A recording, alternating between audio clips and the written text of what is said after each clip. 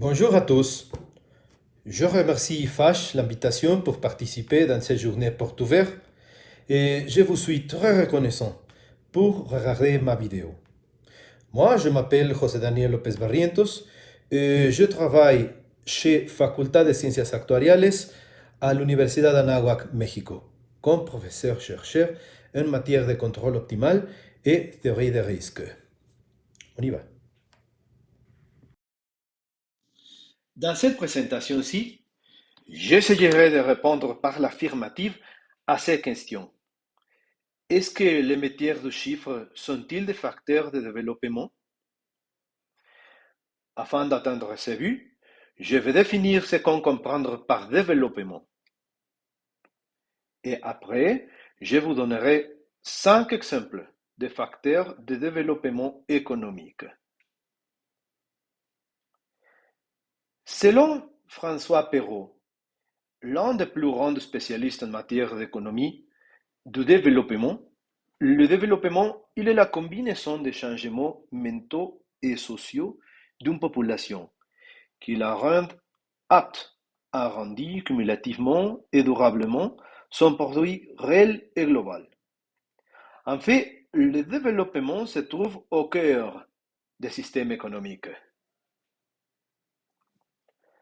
Un premier exemple de ces changements mentaux et sociaux est l'évolution de l'astrologie, qui peu à peu est devenue une astronomie. L'homme a toujours cherché des réponses aux questions bien profondes. Et dans sa quête, il regardait le ciel et, en notant la présence des constellations, il essayait d'expliquer les événements de sa propre vie en termes de ces groupes d'étoiles qui semblent avoir des aspects reconnaissables. Mais parmi la valorisation de la science astronomique, l'humanité a eu un changement mental et social pour distinguer une science d'une croyance populaire. Un autre exemple de changement qui ont mené au bien-être de l'humanité, c'est la valorisation de l'innovation scientifique dans le domaine médical. Il ne faut pas de le dire, mais c'est clair qu'au Moyen Âge, les barbiers n'avaient pas les progrès dont nos dentistes peuvent s'étarguer aujourd'hui.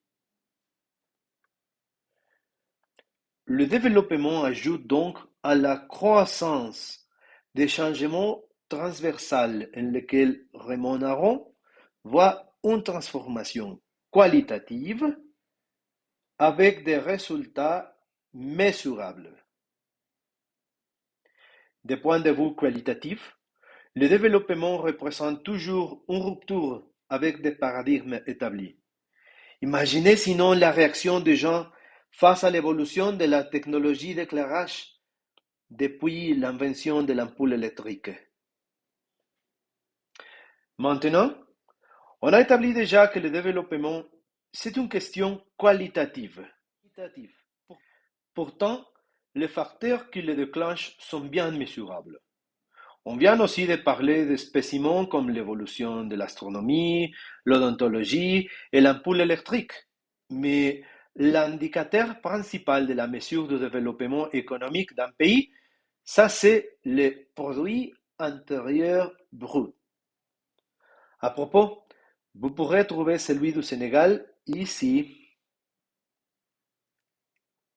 Il s'agit d'un exemple très important. Je m'exprime. En étant une nation tellement jeune, le peuple sénégalais a pu faire passer leur PIB de 18 milliards de dollars en 2012 à presque 28 milliards de dollars dans les dernières 10 années. C'est-à-dire, ils ont réussi à rendir leur économie de 55%.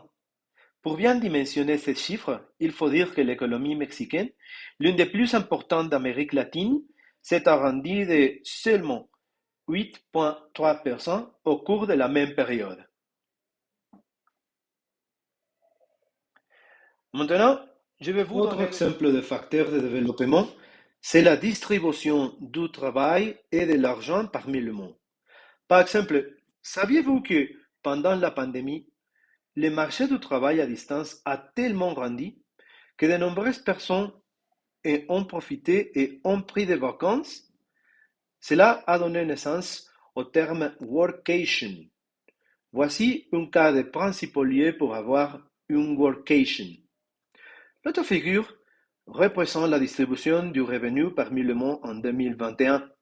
Là, on voit en particulier les comparaisons entre les distributions d'Amérique latine et l'Afrique au sud et au nord des Sahara.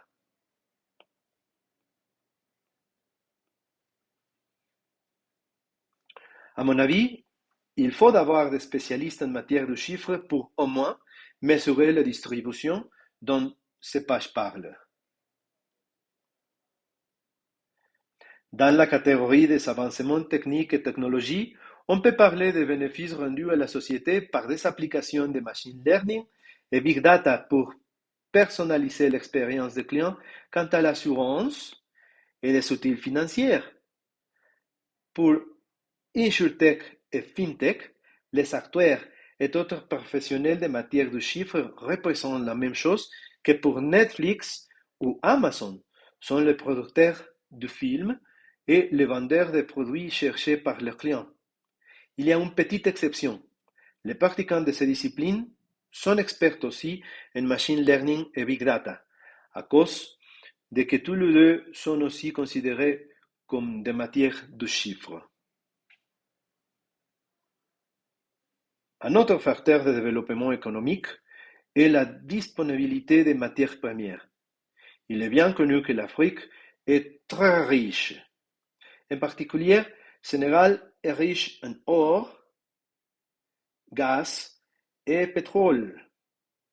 Il faut que les spécialistes en matière de chiffres en profitent ou non.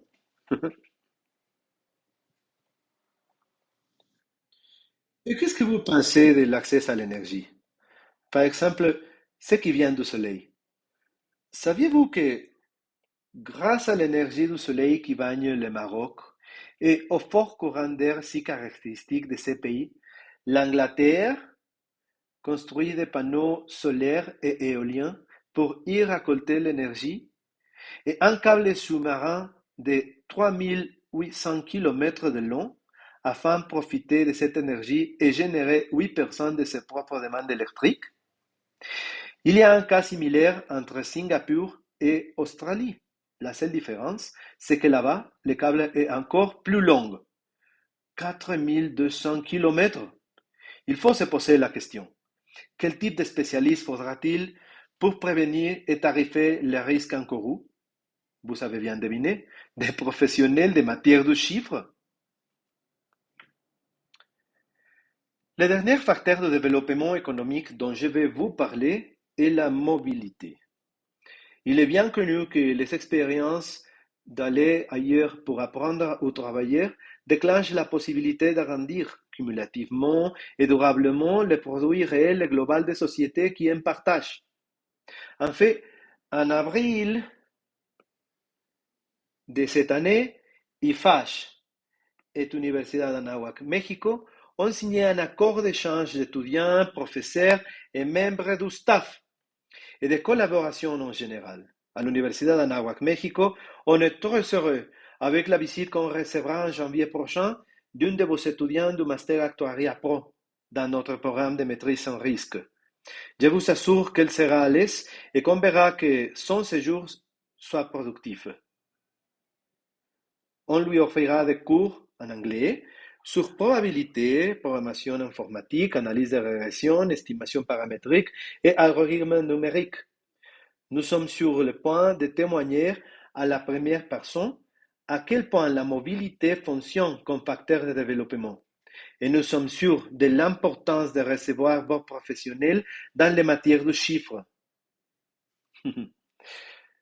Pensez-vous que j'ai besoin d'élaborer encore plus sur l'importance des professionnels dans les matières de chiffres pour le développement? Je crois que non. Même les analystes comptables, que les contrôleurs de gestion, que les directeurs financiers et bien sûr les acteurs sont les personnes ressources au quotidien pour les décideurs. Voilà mes références et merci pour votre attention. Je vous laisse mes coordonnées de contact. N'hésitez pas à me contacter à tout moment.